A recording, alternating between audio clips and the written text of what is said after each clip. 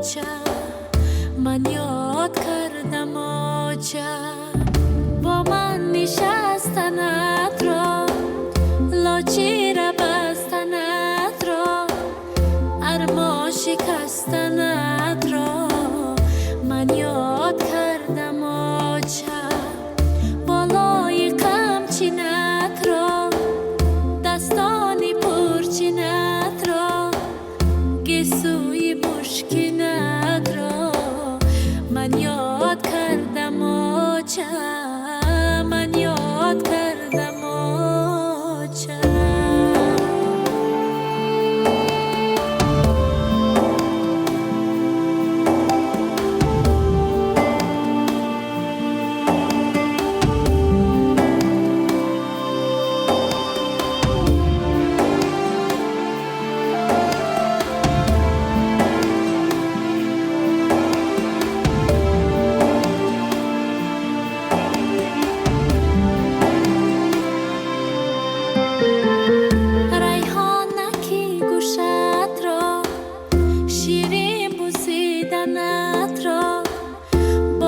شکفتنم را من یاد کردم آنچه گل بستی بالینت را گل کرده تنت را لبخنده گرمت را من یاد کردم آنچه من یاد کردم آنچه آوازی فارمت را چشمی گنهرمت را شادی و همغمت را من یاد کردم آنچه من یاد کردم آنچه من یاد کردم آنچه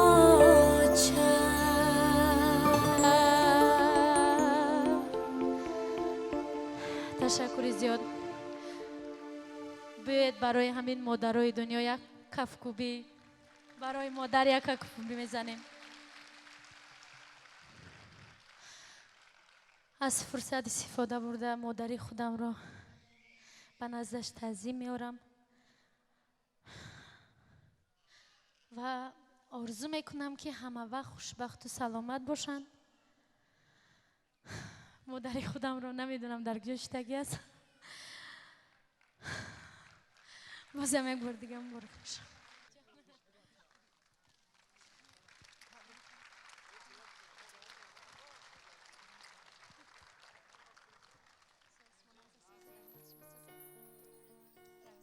و گفتنیم مگذار مرا نگذر بیمار مشو مادر.